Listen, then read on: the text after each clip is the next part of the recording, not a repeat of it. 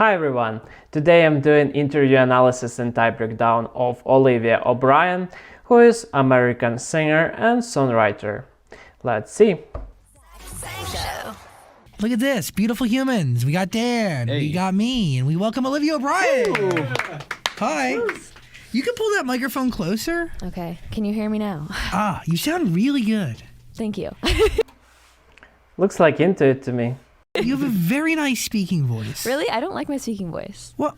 Why? I feel like nobody likes listening to, like when I listen back to myself like on videos and stuff, can't stand it. I think that many people don't like listening to their voice, but her reaction seems to me a little bit more exaggerated. It's stronger than just dislike. She's saying that she cannot stand it. She hates it. So for me, it tells a few interesting things. So first, the function responsible for our own perception of the voice is introverted sensing. And for me, her voice is good. It's normal. Well, of course, I don't know all the details, but it seems like she maybe doesn't sense it as well, like sensing people. So this is something that argument towards intuition. Because for intuits who got weaker sensing functions as opposed to intuitive functions, the amount of information that they register through their senses is not as broad as sensors have. And if you look at something in a small channel, you don't see the whole picture. And if others think that her voice is normal, and she is not sure how to feel about it herself, then it probably points out that she is into it. Another thing, that physics is responsible for our body. And I don't feel like people with high physics would in normal circumstances would say something like that, because she sort of alienates a vital part of her body, vital property of her body. And for people with high physics, body is priority. That's why they're confident in their body and they're secure about it. So she probably got low physics. And also there is some ethics there, because first she shares with us her attitude, which is pretty strong attitude, as well as she describes that she feels that attitude of other people towards it is also not very good. So when she says about her own personal feelings about it is introverted ethics, and potentially like what people think and feel is also introverted ethics, but when it comes down to her emotional reaction and emotional reaction of other people that she potentially receives is extroverted ethics. All the songs I've been releasing recently are going to be on it. And so I feel like they're all connected because it's all part of a body of work. What caused your writer's block? What do you think? I mean, it's hard to say because I feel like it happens so randomly all the time. Like, I'll go a few months and I'm just writing, like I'll go into a session and just write a song in 20 minutes and it's great and it's awesome and whatever. And then like the next week I'll go in and I'll have 3 sessions and I just cannot write anything and I don't know why. I think it's just because I write based on my life experiences. So you gotta live. Mm-hmm, and if I'm not living my life, if nothing's inspiring me, I just cannot. So far her speech is focused a lot around time. Like she's saying, all my new songs is like a new era for me. And this was 20 minutes and this was a week. And she's talking a lot about periods, time periods. And all of this information is introverted intuition. And also she uses some introverted logic. She's saying that these songs are the part of the body of work. So there is some logical connection between them. And then when she says that she got writer's block and that she doesn't know why it's happening, but then immediately she starts to speculate about it herself to come up with a reason. And she says this probably because she writes based on her life experiences. Mm-hmm. I think when I'm really feeling something a lot, and I dig into my mind and I just it's like opening a little door in your brain and then everything just kind of comes out, and it is. That's some strong figurative language here. She's talking about her feelings pouring out from a little door that she opens in her brain. So this kind of metaphoric figurative language is extroverted intuition. But also the way she was describing her feelings make me think that like she got a lot of feelings, a lot of different things that she wants to like express. This sounds to me like her feelings, her emotional states for her is priority, which corresponds with high emotion. And again, most of the songs on my album, when I wrote them, like I was not in a good place. I think that I'm in a good place now. I'm in a better place. I'm not fully where I want to be and need to be in life, but I think that mentally I'm doing a lot better than I was when I wrote all these songs. And so I think I was kind of talking to myself in the future, like, oh, I need to love myself. Like, why am I so hard on myself? Why am I doing this? Like, I don't need to be doing this to myself. When we're talking about right state of mind or wrong state of mind, being in the right place or being in the wrong place, or I'm not in a place where I need to be yet. Is she on the right path where she wants to be and needs to be in the future, according to her feelings? Or did she deviate from it somehow, that she ended up in a wrong state of mind and in the wrong place? I like how she imagines talking with herself in the future and sort of checking, is this where I really want to be? Is this who I want to be? And this all, like being able to travel with your mind like that, and things that relates to your mental state. Basically everything that she was saying here is some strong introverted intuition. I mean, I think when you're honest about how you feel, we're all human. We all have emotions, and most of our emotions are pretty similar. We feel a lot of the same things. Like, it's just part of being human, and especially part of being young. Like, you have to figure out who you are and how you feel about stuff. And some people can't put that into words, and I'm lucky enough that I can. And like, I feel like that's why I'm here. It helps people, because not everyone can say like, this is how I feel and whatever. If someone can relate and hear how I feel and it makes them feel better, then that's, my job is done. She's saying that she needs to be honest with her feelings. People need to figure out how they feel about things. And if she makes other people feel well, then her job is done. It is important to differentiate what kind of feelings she means. And when she says that we all people, we all have emotions, I think that she really means emotions, and which is extroverted ethics, as opposed to introverted ethics, which is the feeling of connection to other people or things, and good or bad, right or wrong. And maybe she means that as well, but I think she mostly means emotions.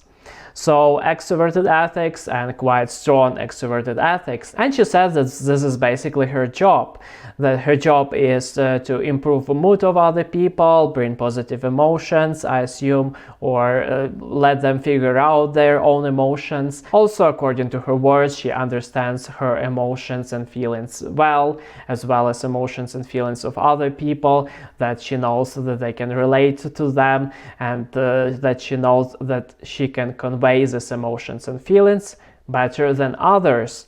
So all of this, she was using a lot of ethics in her speech, and she demonstrated some strong ethics. So it is very likely that she is an ethic. Also, I noticed that she likes to reason and to bring logical connections about things rather than bringing facts and specifics. For example, she's saying that it is part of being human, it is part of being young.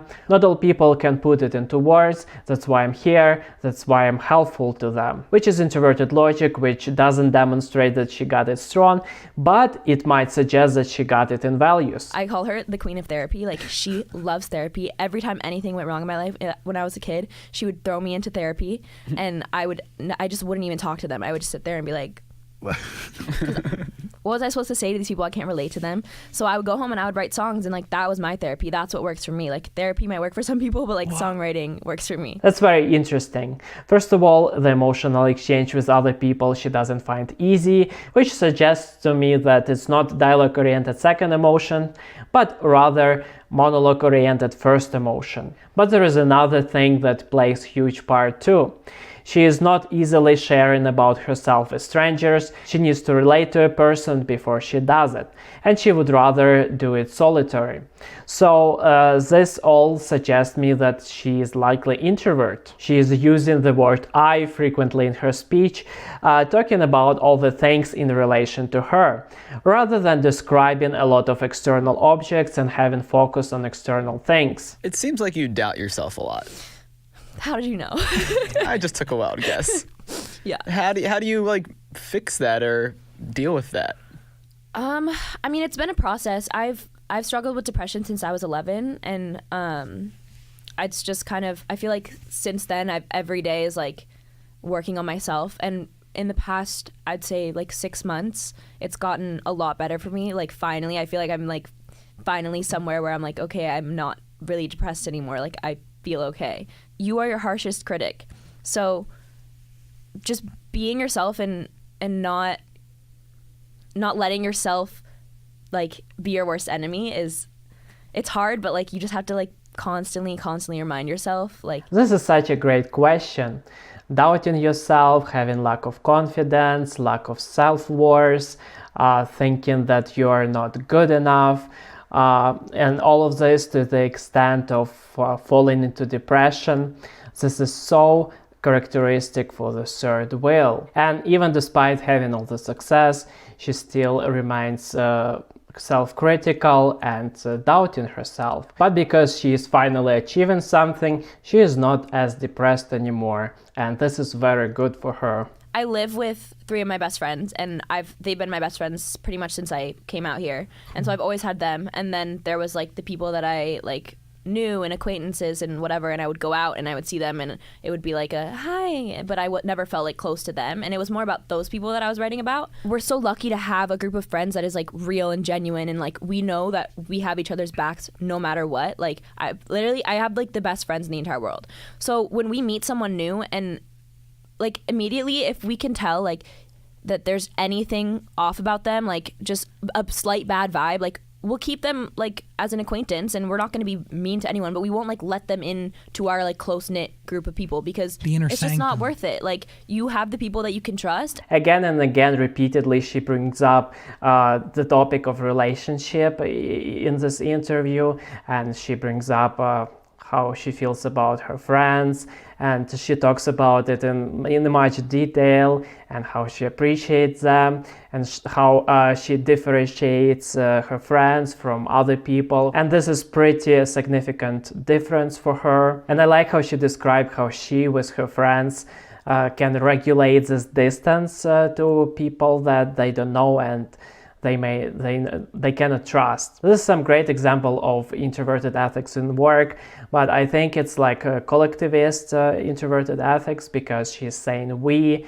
and it's about group and not her individually. So collectivists tend to form this like sort of groups, while individualists, they don't care as much what group thinks about certain person, and they care more about their personal feelings about someone. The fact that she's bringing up her relationship a lot, and all the things that she is saying suggests that she got strong introverted ethics. Okay everyone, it's time to wrap it up. What is Olivia O'Brien's socionics type? Is she logic or ethic? Throughout the interview there was a lot of strong ethics, and I've seen a lot of strong introverted ethics as well as extroverted ethics. She definitely has interest in people, she talks about her relationship a lot, she understands other people, and she also quite good in recognizing and conveying emotions. So she is an ethic. Next is she is intuit or sensor.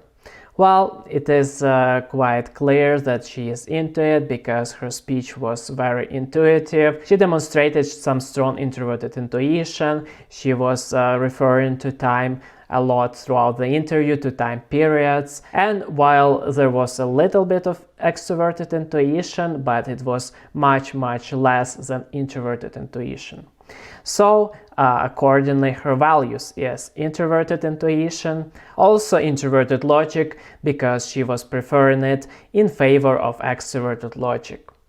And finally, she is introvert. Throughout the interview, she was constantly talking about her own feelings and how she sees everything else through her own understanding and through her own position, rather than talking about external objects, events, and so on and so forth. All of this quite clearly points out one type, which is intuitive, ethical introvert. And now let's get to the psychosophy type. So first we determined that she is very likely got first emotion, and in fact she even cried during the interview, and she's saying that she's crying a lot. She's a very emotional person, but the way she prefers to express her emotions are not in a communicative way, but she rather like write a song than go and talk to someone about this. And then we figured out that she got third will because she tends to doubt herself, being unconfident, and having a lack of self-worth. So we got second and fourth function. When talking about her physics, she was feeling insecure in her voice and also in her appearance. She was talking about surgery on her nose, and all those things suggest to me that she likely got fourth physics, because second physics tends to be much more secure and confident about own appearance. So this leaves us with second logic. And indeed, I never noticed her being insecure about her being logical, and she was reasoning a lot, and she liked to bring up her opinion, which she was bringing up in a confident manner, and her opinion was well thought through. Also, fun fact, this is the same psychosophy that I have. Okay guys, thank you very much for watching. Please let me know who would you like me to type next, and let me know what you think. I really like to read your comments. Leave a like, subscribe, and see you in the next videos.